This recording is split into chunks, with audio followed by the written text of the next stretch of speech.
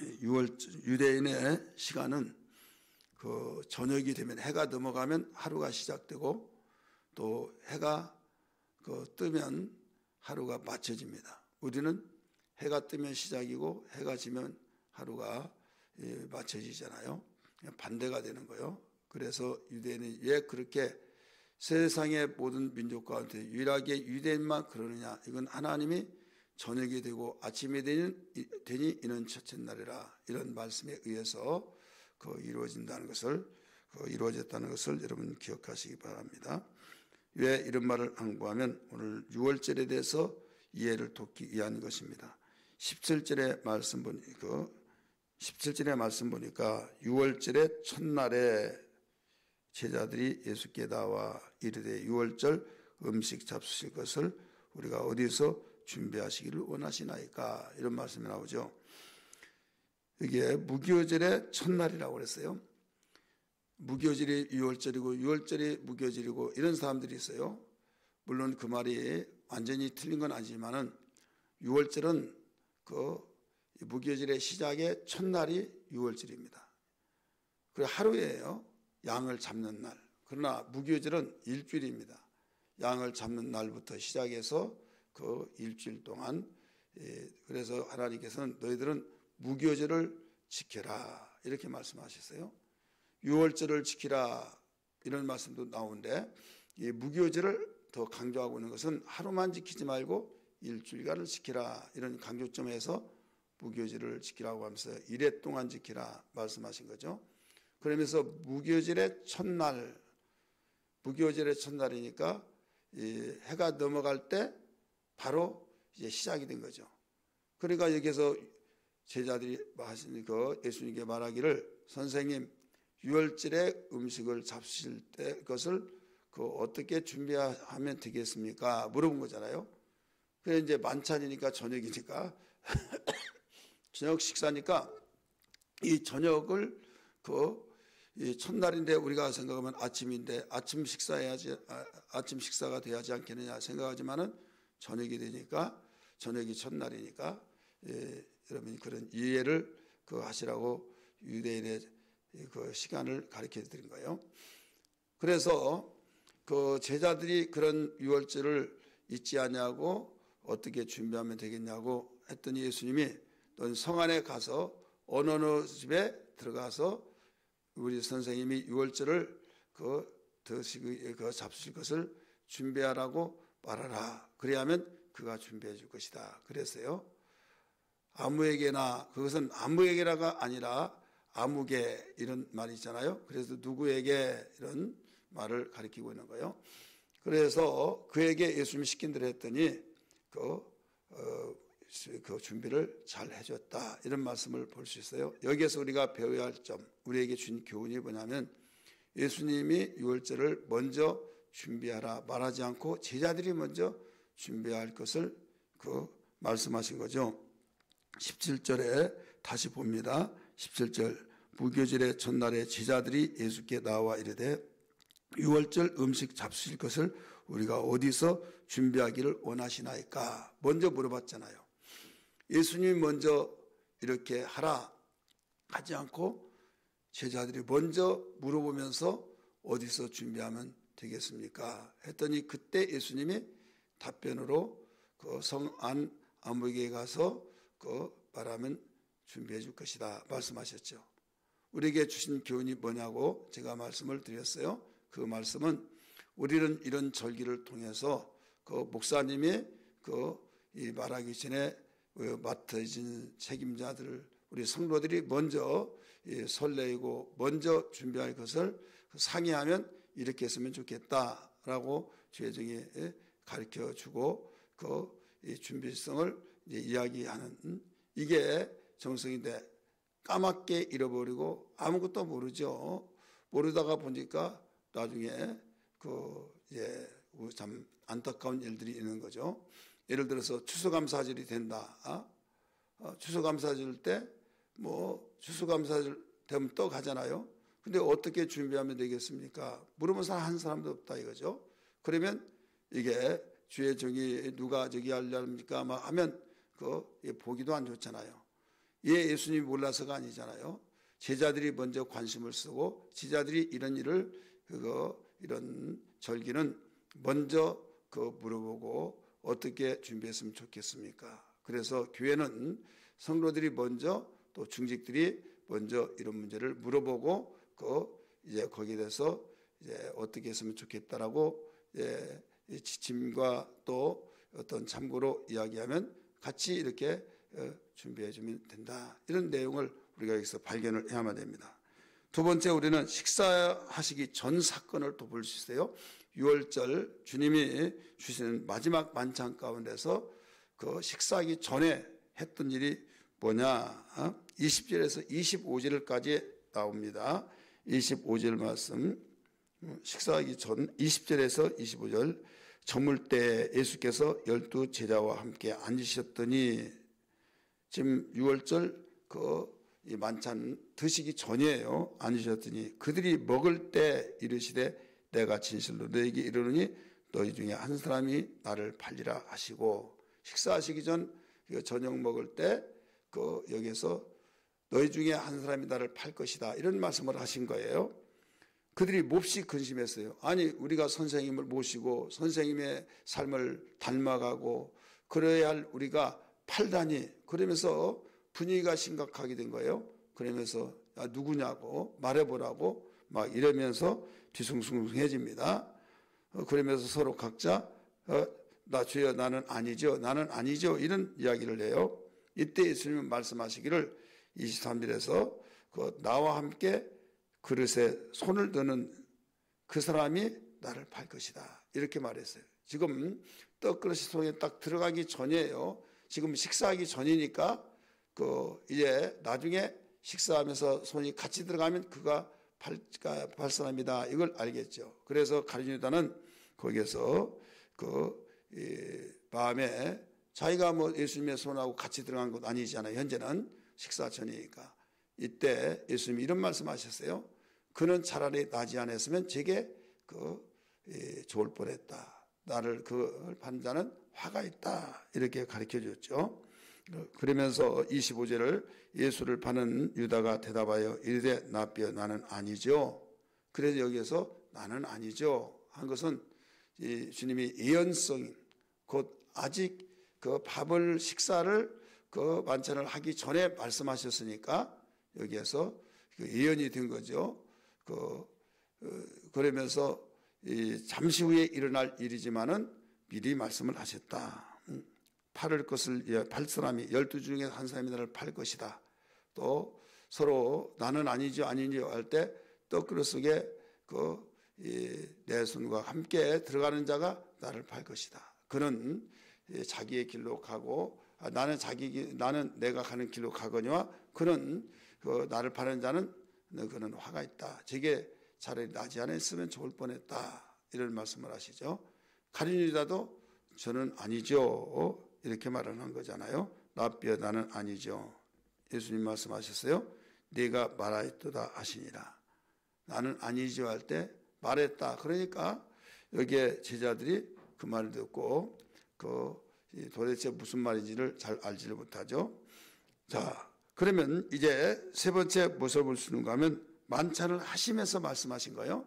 26절부터 29절까지 만찬을 하시면서, 그게 우리가 매월 첫째 주마다 성찬식 하면서 했던 말씀을 바울은 더 자상하게 말하고 있던 거예요.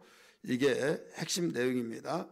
26절 그들이 먹을 때, 지금 20절에서 25절까지는 먹기 전에 예수님이 예언으로 말씀하셨고, 이제 먹을 때 예수께서 떡을 가지사 축사하시고 떼어 제자들에게 주시며 이르시되 받아서 먹으라, 이것은 내 몸이니라, 이렇게 말씀하셨죠. 식사하실 때, 만찬을 하실 때 어떤 말씀을 하시느냐. 축사하시고 떼어줬다. 축복 기도를 하시고 떼어줬다. 그러면서 이걸 받아 먹어라, 이건 나의 몸이다, 이렇게 말씀하셨어요. 그리고 또 이제 마치고 난 뒤에 또 잔을 가지사 감사기도 하시고, 우리 떡을 가질 때는 축복 기도하시고 잔을 갈 때는 감사 기도하시고 그들에게 주시면서 이르되 너희가 다 이것을 마시라. 다 마시라고 그랬어요. 이것은 죄사함을 얻게 하려고 많은 사람을 위하여 흘리는 바 나의 피다 그랬어요. 곧 언약의 피다. 내 피가 너희의 죄를 다 사해주는 피다 이 말인데 한마디로 이건 약속하셨다 이거죠. 언약의 피 이런 말씀을 하시면서 거기에서 덧붙인 말씀이 있어요.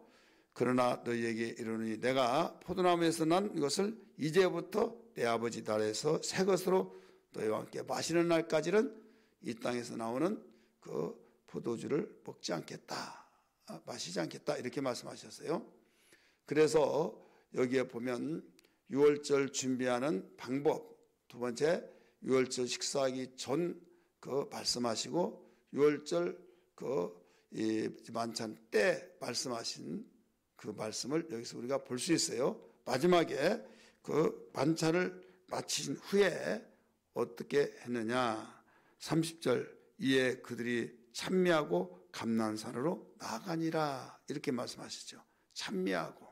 자, 예수님은 지금 죽으실 것을 아셨죠. 아시고 마지막이라고 하는 사실을 알기 때문에 그러나 이제부터 내가 아버지의 나라에서 새 것으로 마시기 전까지는 그때 마시고 이제는 다시는 마시지 않는다. 마실 수 없고 그렇기 때문에 말씀하셨죠. 그러면서 여기에서 찬미하고 감람산으로 가시니라. 자, 찬미하고 가셨다. 찬송이라는 거죠. 죽을 것도 내가 와서 사명을 다하기 위해서 죽는 일, 이것은 슬픈 일이지만은 엄연하게 따지면 목적대로 사는 것이 가장 영광스럽고 후회 없는 일이기 때문에 이것은 기쁜 일이다 생각하면서 찬송했다고 그랬어요. 찬미.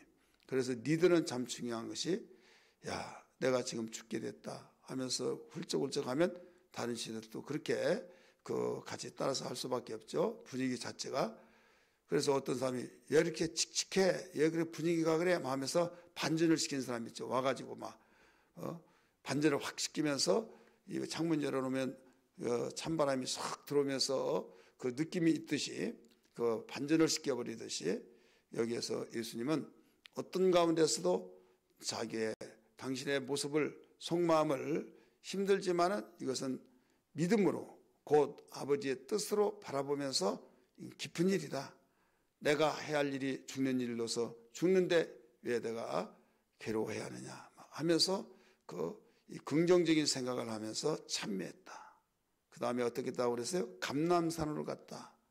저 바닷가로 가서 바다를 보면서 자기의 어떤 육신의 생각으로 생각하지 않고 감람산, 항상 즐겨 찾으신 감람산. 뭐하래요? 기도하러. 그래 우리는 어려울 때 우리에게 주신 교훈은 어려울 때 우리가 찬송하는 심정을 가져야 된다.